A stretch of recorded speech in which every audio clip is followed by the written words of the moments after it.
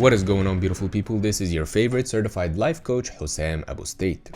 Today we're going to be talking about toxic parents. Not necessarily in the sense that we're about to blame our parents who were maybe toxic or maybe just good parents who made mistakes, maybe made few mistakes, maybe made a lot of mistakes. We can never be free of mistakes as humans. However, this is about going deep in our emotions and turning them in order to separate the wheat from the shaft. Imagine a farmer planting seeds in the ground without first plowing the earth. The seeds are not going to have a high success rate of growth. But what farmers do is that they would plow the earth first, turn it and turn it and turn it, and then plant the seeds. And that increases the success rate of the plants growing strong and becoming fruitful. This is rather metaphorically plowing the field of our emotions at depth to increase the likelihood of beautiful, resourceful, and strong crops that grow a firm and healthier foundation. Our coping mechanisms as children suppress and repress our emotions and don't get resolved, so they become trapped in our bodies and in our brain and then limit us moving forward. They warp the way we see the world. What happens during these events in our childhood is that our body responds with what is called early coping mechanisms, which activates the fight or flight response, produces adrenaline in our body, and it hyperactivates the amygdala part of the brain, and it deactivates the prefrontal cortex of the brain. The amygdala is responsible for our survival, also known as the fight or flight mode. Our prefrontal cortex is responsible for our intellect. This is our executive room, the decision-making room. When we are triggered, it turns off and the amygdala turns on, and we cannot see clearly. We're just concerned about our survival, even if it's at a subconscious level. And the more we experience such events as children, when we become adults, we have a baseline of fight or flight mode, and we cannot think clearly and we cannot make decisions for the future because our baseline is on survival mode, even though there may not be danger around anymore. If this is your first time to my channel and you enjoy this content, hit the like and subscribe button in order for the knowledge to reach more people. Also, check out my website for free life coaching tools to book one-on-one sessions to work with me, and for a discounted monthly membership where you get to meet with me 4 times a month one-on-one to do transformative work and unlock persistent emotional and mental patterns that hold us from optimizing our relationships, our careers, and our self-image. So what happens that when a child experiences a traumatic event and the amygdala becomes overly activated and then that event and emotion are not properly processed, the amygdala does not sufficiently come back to an equilibrium. So it's our job now as adults is to come back to that emotion, to that experience, and resolve it in such a way that we continually bring back the amygdala into an equilibrium. This way, our baseline will not be survival mode anymore. It will become more and more a baseline of security, of confidence, of positive self-worth, and a healthier self-image. So this diving in the emotional memory can be very scary even for the most courageous of us. Yet it is the root of what is holding us back. And we can try to treat the symptoms, even though that may be a good idea. We will only have sustainable results when we treat the roots. A damaged sense of self-worth can be a result of events in our childhood, like being criticized or joked at for being stupid, ugly, or unwanted. Being overwhelmed with guilt, being sexually abused, or being desperately overprotected, or being forced into too much responsibility for your age. If a child is joked at or called stupid or unwanted, that doesn't reflect that they are. It reflects the poor behavior of their parents. But as children, we don't recognize that. We blame ourselves consciously or subconsciously. So what we have to do is really dig deep with the help of a therapist, with the help of books, with the help of talking. Before I get to the practical practice that we can do, I want to talk about the emotional bank account. So life is messy and hard situations happen to us as children and as adults. To gain a little bit more clarity, a good parent that makes mistakes is distinguished by depositing plenty of love and affirmations into their child that overwhelm the outbursts or the mistakes in parenting. So the child remains relatively healthy, feeling safe, loved, and feeling secure, feeling like they belong, feeling that they are supported. A toxic parent, however, lacks in depositing this love and affirmation in their child, and the poor behavior accumulates, draining the emotional bank account that is resembled in any relationship. So the child ends up feeling lack of security, lack of safety, feeling like they may be unwanted, undesired, unloved, unprotected, either consciously or subconsciously. So now as adults, how can we inch our way into more awareness of what happened in childhood and how we can subsequently gain more positive self-image and fix what has been maybe broken? Now, you may be already thinking, do I really have trauma or did I have a regular childhood? So I'm going to give you a series of questions to answer yes or no to. If you answer yes and these questions resonate with you, these are signals that you have unhealthy attachments to your parents as a result of minor or major traumatic events. So the first question is, do you find yourself in destructive or abusive relationships as an adult? Another one, do you believe that if you get too close to someone, they will hurt and abandon you? Another, do you have a hard time knowing who you are, what you feel, and what you want? Another, are you afraid that if people knew the real you, they wouldn't like you? Another, are you a perfectionist? Another, is it difficult for you to relax or have a good time? More, are many of your major life decisions based upon whether your parents would approve? Another, do you have intense emotional or physical reaction after you spend or anticipate spending time with your parents? Another, are you afraid to disagree with your parents? Another, do your parents manipulate you with threats or guilt? Another, do you feel responsible for how your parents feel? If they're unhappy, do you feel it's your fault? Is it your job to make it better for them? Another, do you believe that no matter what you do, it's never good enough for your parents? Another, do you believe that someday, somehow, your parents are going to change for the better? If you resonate with any of these, then this book is going to be very beneficial to you. And I prepared a set of affirmations that oppose each of those questions that you can repeat to yourself depending on which one resonates with you more. Repeating these affirmations daily will make subtle change in your subconscious mind, and it's going to make it easier for you to improve your self-image and to seek more and more improvement in a very smooth and easy way. So for the question that goes, do you find yourself in destructive or abusive relationships? If you resonate with that, your affirmation is, I'm learning to find myself in healthy, loving, and caring relationships. If you resonate with, do you believe if you get too close to someone, they will hurt you or abandon you? Your affirmation is, I'm learning not to fear abandonment or hurt if I get too close to someone. If you resonate with, do you have a hard time knowing who you are, what you feel, and what you want? Your affirmation is, I'm learning to have an easy time knowing who I am, what I feel, and what I want. If you resonate with, are you afraid that if people knew the real you, they wouldn't like you?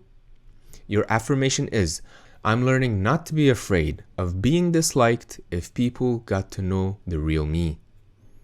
If you resonate with, are you a perfectionist? Your affirmation is, I'm learning that I don't have to be a perfectionist. If you resonate with, are many of your life decisions based upon whether your parents would approve? Your affirmation is, I'm learning that major life decisions are to be based on my own approval. If you resonate with, are you afraid to disagree with your parents? Your affirmation is, I'm learning not to be afraid to disagree with my parents. If you resonate with, do your parents manipulate you with threats or guilt? Your affirmation is, I'm learning not to be manipulated with threats or guilt. If you resonate with, do you feel responsible for how your parents feel? If they're unhappy, do you feel it's your fault? Is it your job to make it better for them? Your affirmation is, I'm learning not to feel responsible for how my parents feel. If they're unhappy, it is not my fault. It is not my job to make it better for them. If you resonate with, do you believe that no matter what you do, it's never good enough for your parents? Your affirmation is, I'm learning to accept that no matter what I do, it's never good enough for my parents. If you resonate with, do you believe that someday, somehow, your parents are going to change for the better? Your affirmation is, I'm learning to accept that my parents don't have to change for the better. We're going to be talking further about toxic parents.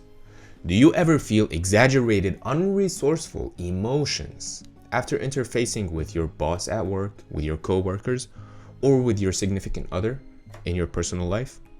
If so, it is likely to be unresolved emotions from childhood. It's important to understand that our parents were responsible for their behavior, as well as any authority figures from our childhood. However, we are responsible for how their behavior made us feel about ourselves. As children, often we don't have enough guidance, wisdom, or knowledge to process events properly.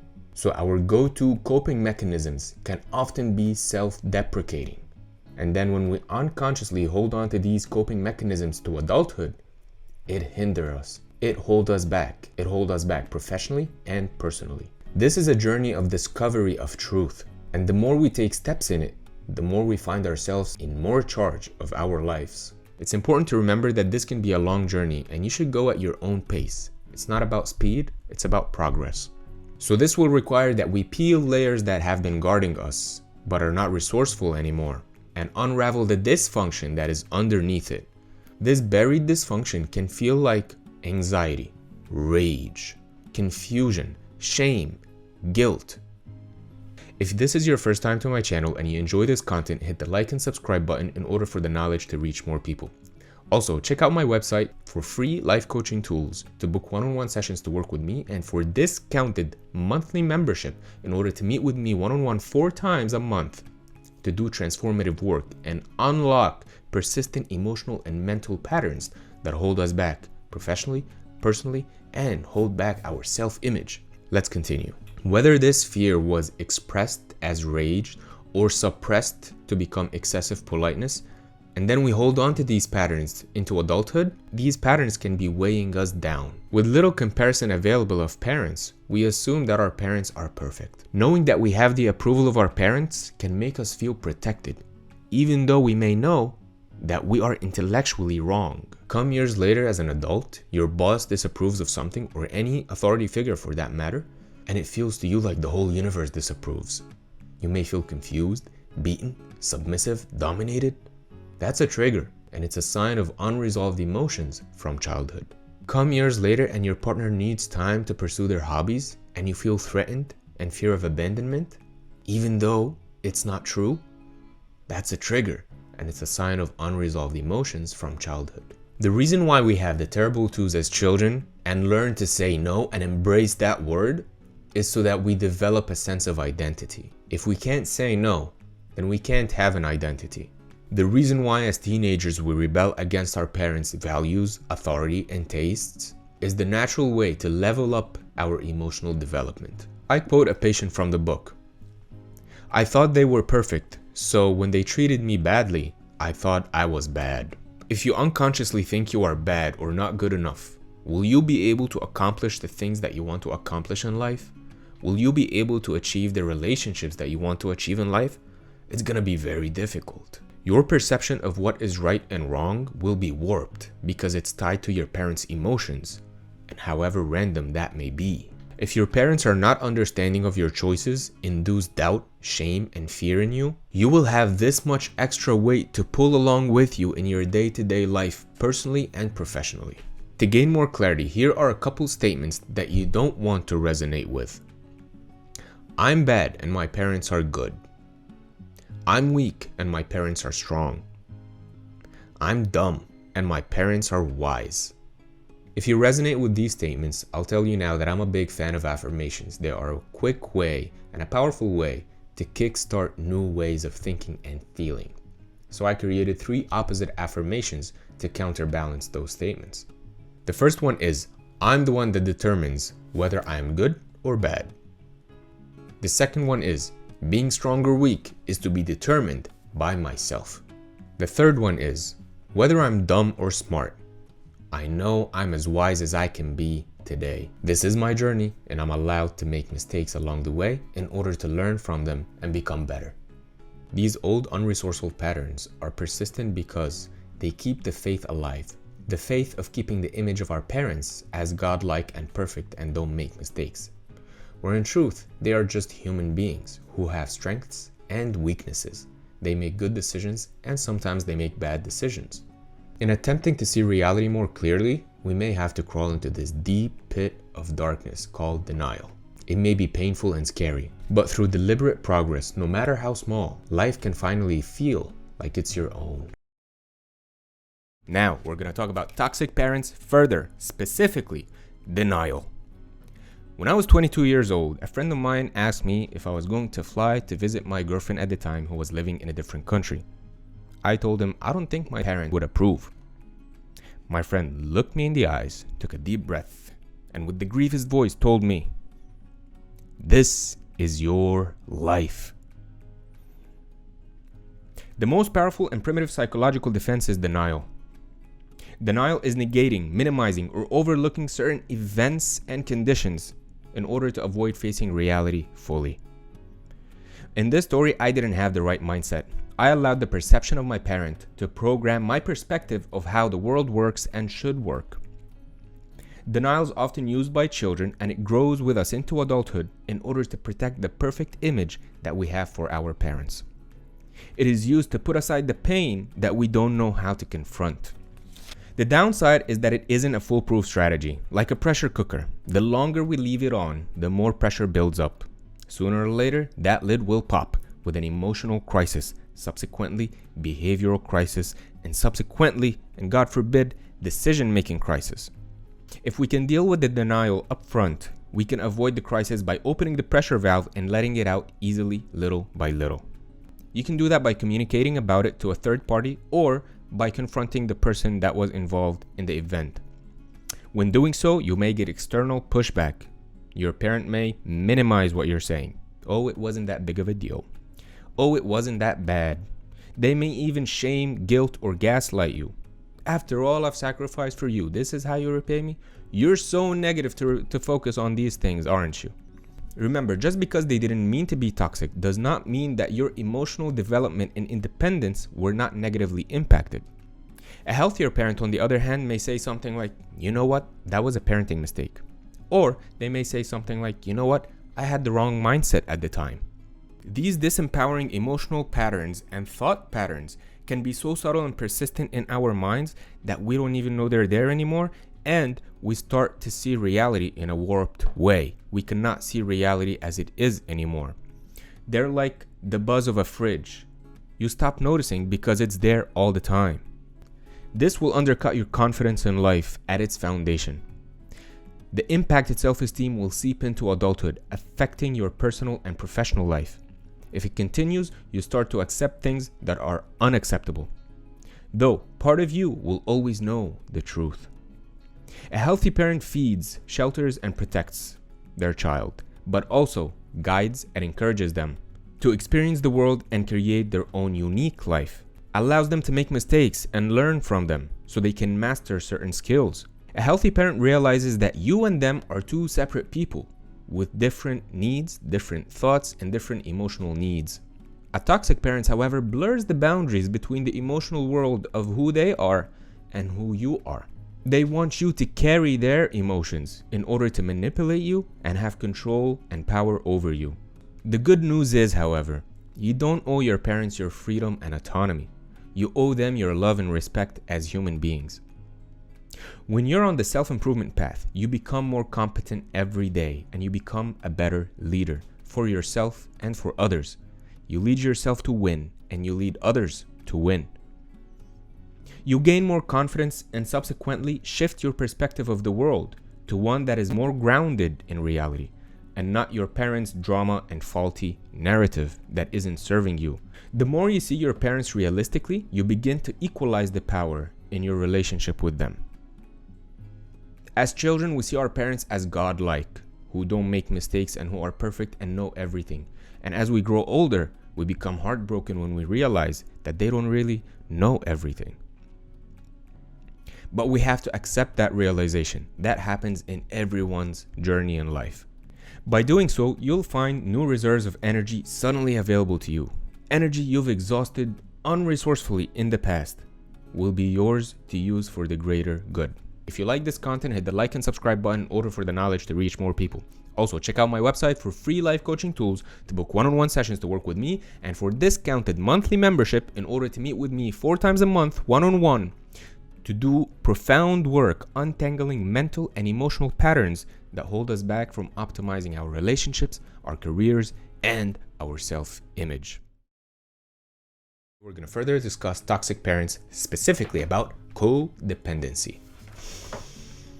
As children, we have the need to be fed, sheltered, and protected. But beyond the physical needs, we have needs for emotional development. Our emotions need to be nurtured and acknowledged in order for that development to happen. And this allows us to develop a sense of self-worth in the world. A sense of self-worth allows us to be functional human beings in society and maintain healthy relationships. As children, we need guidance when mistakes happen. We need to learn and follow rules that support and aid our development. And for this to happen, there is no physical, emotional, or mental abuse required. As children, we need to learn responsibility and discipline. That doesn't mean we don't get to play, be spontaneous, and goof around as well. A healthy parent has an easier time striking a good balance between responsibility and play, discipline and spontaneity, firmness and gentleness. A healthy parent understands that parenting is about the child's development.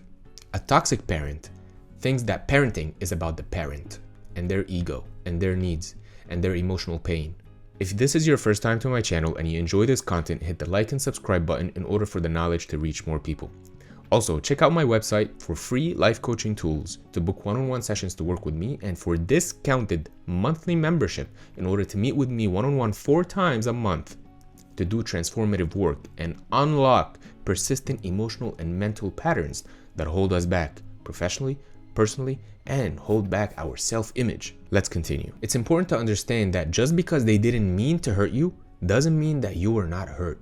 And this hurt that you carry with you can impact your professional life and your personal life, specifically your relationship with your partner. So I'm going to read to you the codependency checklist from the book, and we'll see if this resonates with you. 1. Solving my partner's problems and relieving their pain is the most important thing in my life, no matter what the emotional cost is to me. 2. My good feelings depend on the approval of my partner. 3. I protect my partner from the consequences of their behavior. 4.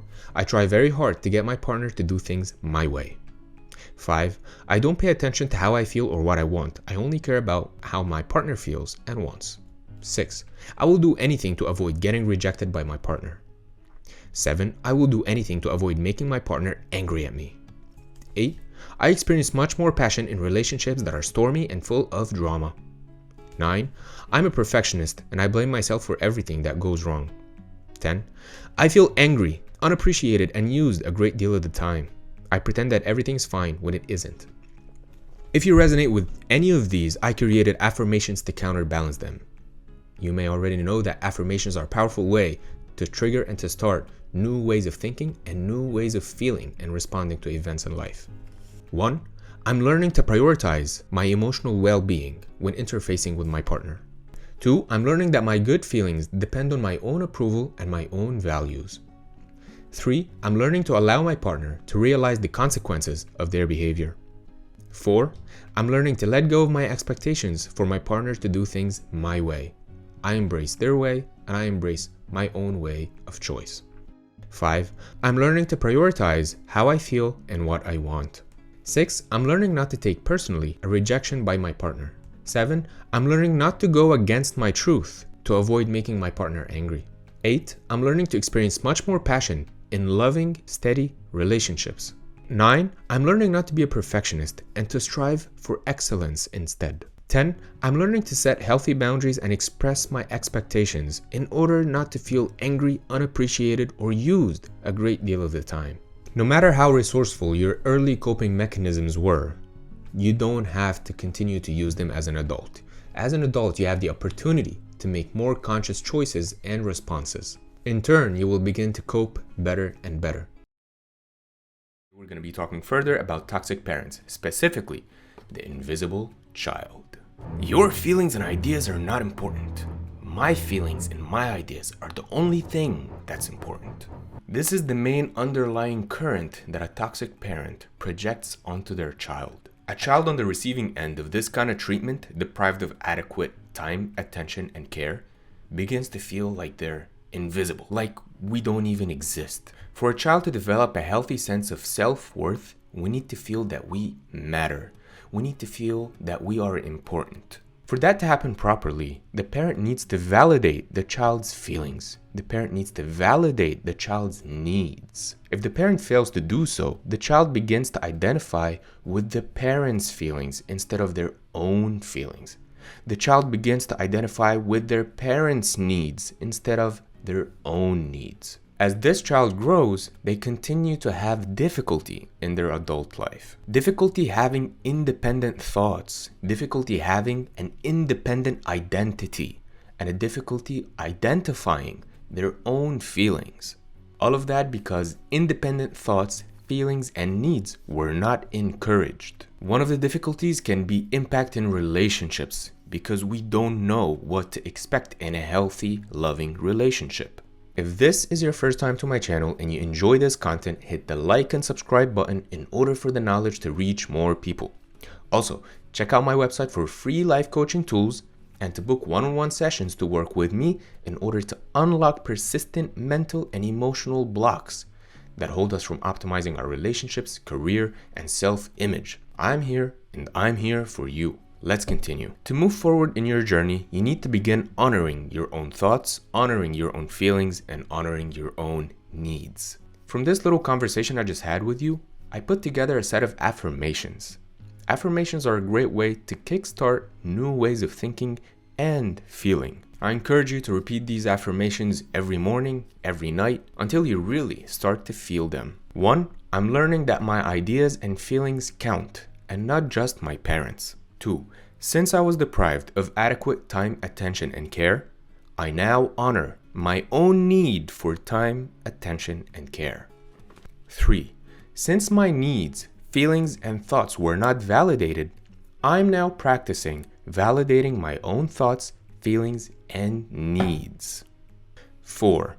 I used to identify with what my parents are feeling, but now I'm learning and practicing identifying with my own feelings. 5.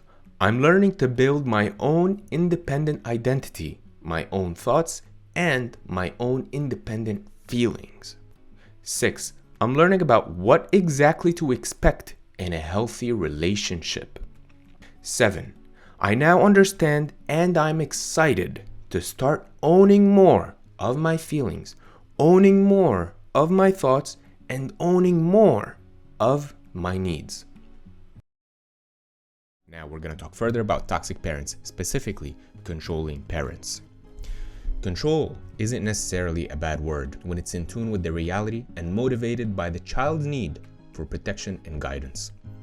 It's when that control continues 10 to 20 years later when it's not needed anymore, or when that control seeps into aspects of life where it's not required. Then damage can happen. Children who aren't encouraged to do, try, explore, risk failure while trying to master new skills often grow up to feel helpless and inadequate. Being overly controlled by anxious, fearful parents, the child often grows up to be anxious and fearful themselves. As the child grows up to become an adult, they still didn't outgrow their need for parental guidance and control. For a child not to need their parent anymore, it can be very threatening, especially for a controlling parent. And that motivates the parent to perpetuate a sense of powerlessness in their child, rather than a sense of empowerment in their child. Many times a controlling parent feels betrayed that their child is becoming independent. Some parents lose sense of identity in the absence of their child that they were controlling. It takes careful awareness to recognize this because it is often disguised as concern for the child. Phrases such as, "This is for your own good," "I'm doing this for you," "Only because I love you so much." All these phrases mean the same thing. I'm doing this because I'm so afraid of losing you that I'm willing to make you miserable and powerless. What we just talked about is indirect control. On the opposite side of the spectrum of toxic parents, there is direct control. and that often involves intimidation, humiliation, explicit verbal, emotional, and physical abuse. If you resonate with any of these, I put together a set of affirmations that you can start writing and reading every day. I'm going to say about 5 of them. You can just pick one that resonates with you most, and I encourage you to make it your mantra until the emotional response becomes automatic for you. 1. I provide myself the protection and guidance that I need. 2. I encourage myself to do, try, explore, risk failure, and master new skills that I'm interested in so that I grow up helpful, competent, and adequate. 3. I used to feel anxious and fearful at times, but now I'm practicing being peaceful, happy, confident, and focused. 4. I'm learning to outgrow my parents' guidance and control. 5.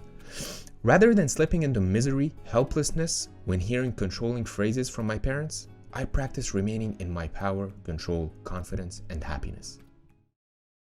We're going to talk further about toxic parents, specifically money. Money is a primary language of power, making it a perfect tool for a controlling parent to make their children dependent on them long after they don't need to be dependent on them. This is the overly helpful parent that creates situations to make themselves needed. While this may pass as well-meaning, there's something off about unwanted assistance. If your parent is constantly bailing you out financially, there's a good chance they're also telling you what to do.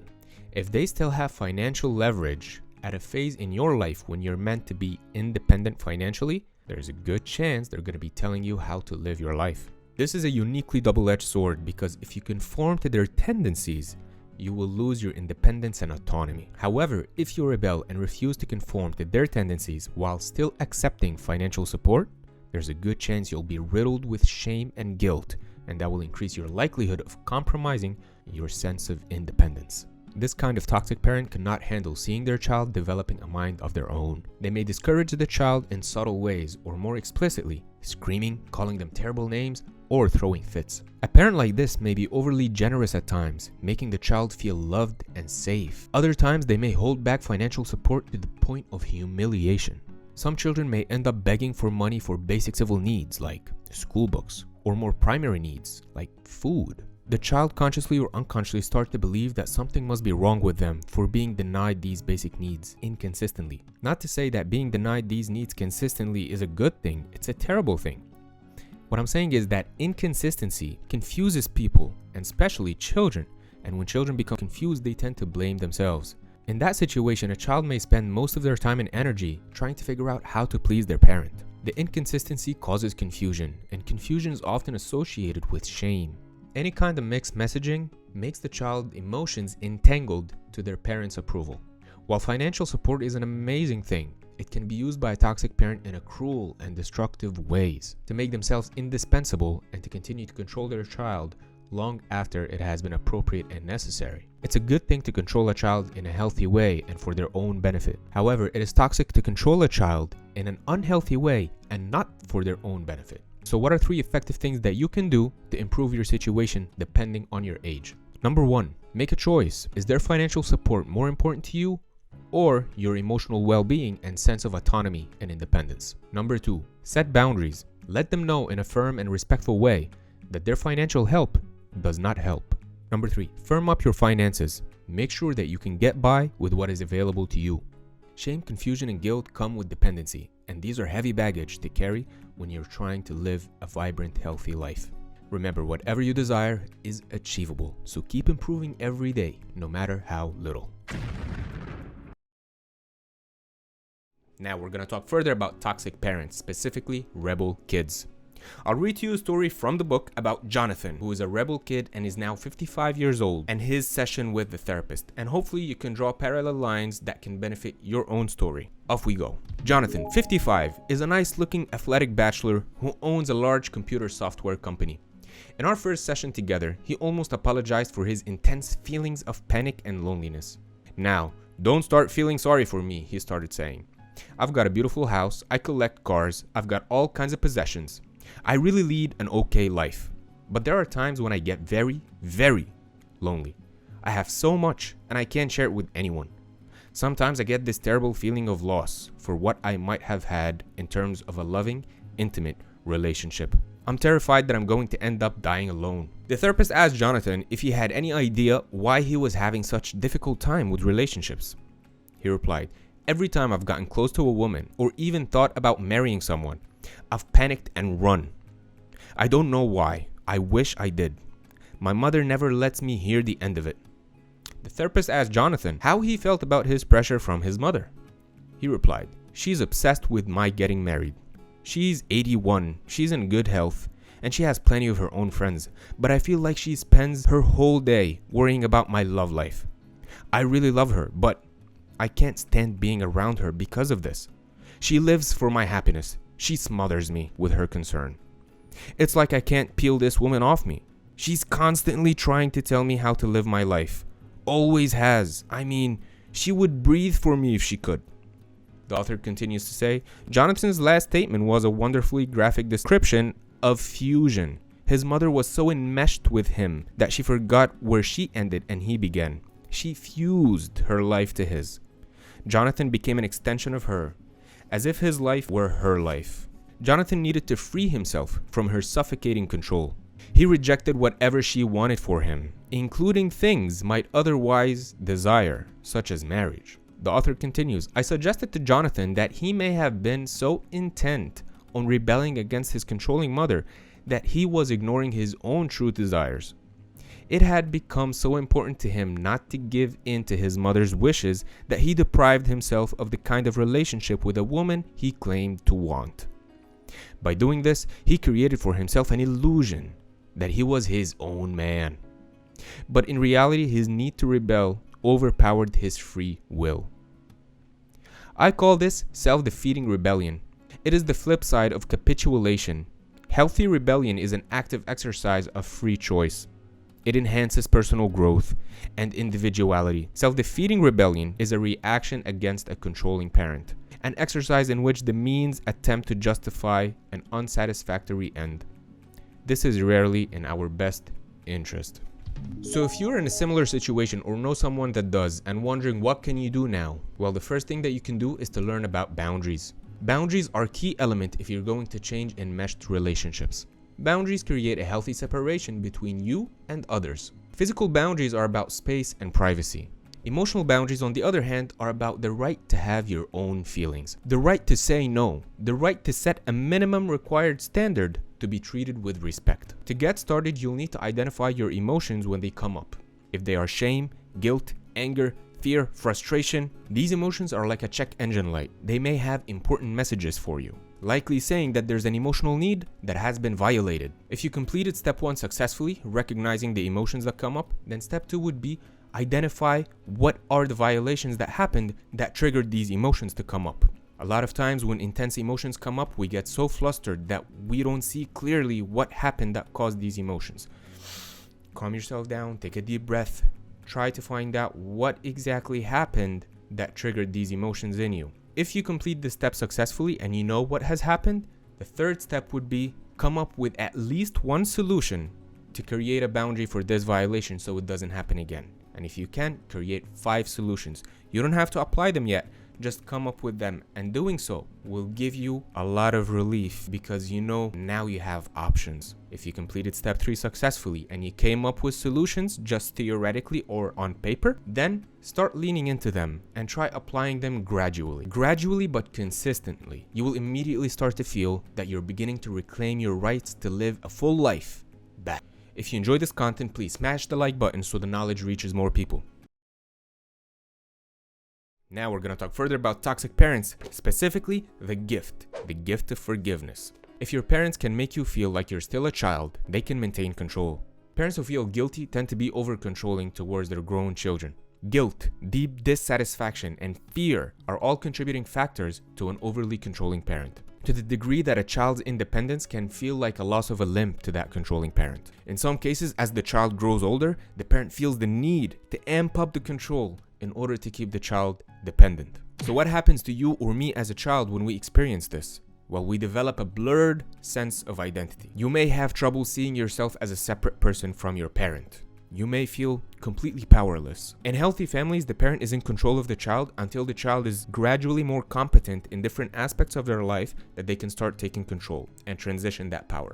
In toxic families, the transition is delayed for years and sometimes, unfortunately, forever.